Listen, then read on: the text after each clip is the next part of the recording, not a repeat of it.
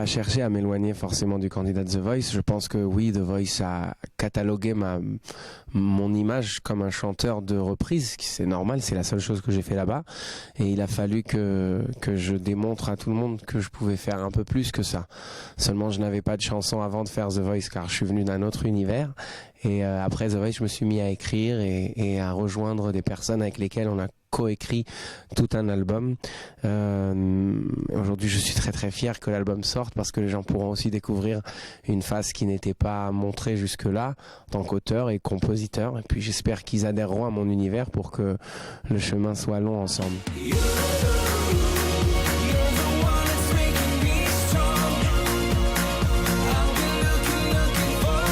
Mon album, des reprises, non, mais j'adore en faire de manière générale. Même aujourd'hui au Showcase, j'en ai fait 2 et sur scène, il m'arrive très souvent, même dans des émissions.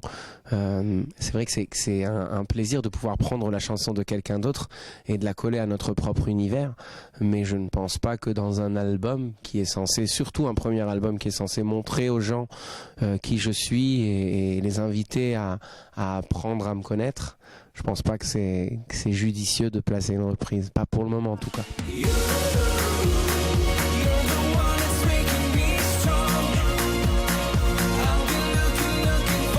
Je pense que il y a eu différentes étapes dans ma vie dans lesquelles j'avais l'impression de me trouver et de savoir quelle est la voix qui me convient, mais ça n'a jamais été frappant comme quand la musique est entrée dans ma vie.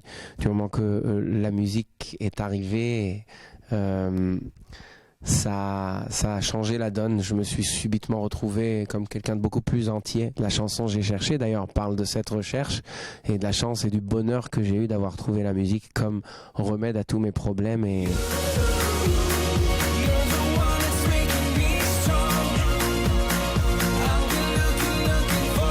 la rencontre avec le public aujourd'hui était, comme je leur ai dit, une bouffée d'air. Parce que je suis dans une période extrêmement chargée avec un planning de promo qui est très très important et qui est même assez énorme pour la maison de disques, assez énorme pour France Télévisions. Tout le monde est surpris de l'engouement et de l'intérêt des médias pour mon cas. Moi, je ne suis que reconnaissant pour ça, mais d'un autre côté, il faut aussi comprendre que cette répétition, elle est un petit peu éprouvante et on n'a pas vraiment le temps de se reposer, on n'a pas vraiment le temps de laisser le cerveau prendre des pauses et penser à autre chose. Et subitement, grâce à public, j'ai eu l'occasion de me retrouver devant un petit public dans un concert intime où tout le monde était là et le contact était très fort et très proche. Ça m'a fait du bien.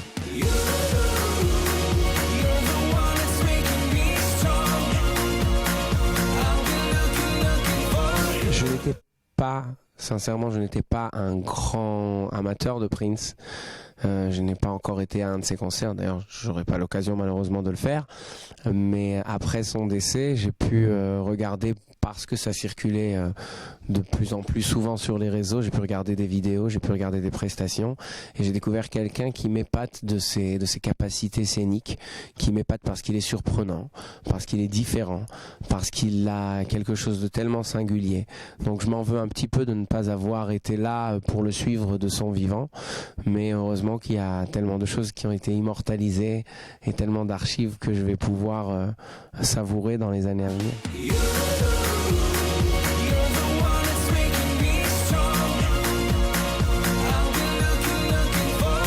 Je vais pas prendre une parole touchante, mais je vais prendre une parole qui m'a été très constructive quand j'ai croisé Patrick Bruel au mois de juin 2014, un mois après la finale de The Voice. Il était très fier de moi et très content pour moi puisqu'il suit mon parcours depuis 2008. Et il m'a dit une chose qui m'avait vraiment encouragé parce que j'étais justement en train de chercher la prochaine étape. Qu'est-ce que je vais faire maintenant? Est-ce que je dois m'adresser aux maisons de disques? Est-ce que je dois essayer à partir de rien du tout de concevoir un album? Et il m'a dit: Amir, du moment que tu as des bonnes chansons, tout se passe bien. Tout le reste, toutes les personnes qui se préoccupent de ce qu'il y a autour ont tort. C'est d'abord la chanson, il faut qu'elle soit bonne. Donc j'ai pris ce conseil et je me suis focalisé sur les chansons.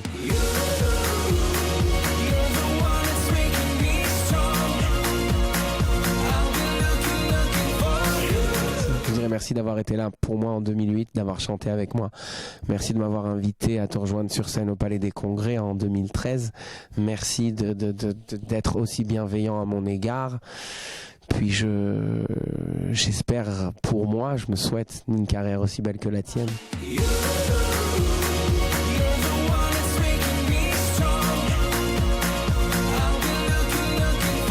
Jennifer, ce n'est pas la première fois qu'elle parle de moi sur ses réseaux sociaux, et pour ça je lui suis très très reconnaissant.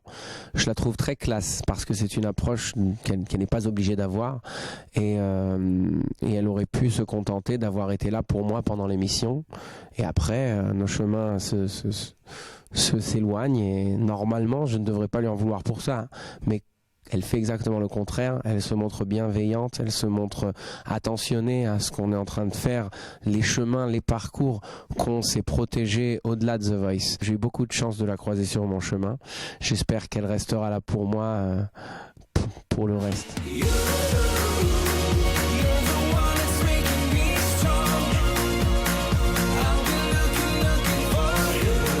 De public.fr. J'espère que vous serez tous là derrière moi le 14 mai pour l'Eurovision où je représenterai la France. Je vous remercie du soutien, et j'espère que notre parcours ensemble sera long et qu'on va profiter encore de la présence l'un de l'autre. Merci d'avoir participé au concours du Showcase, et à très très bientôt.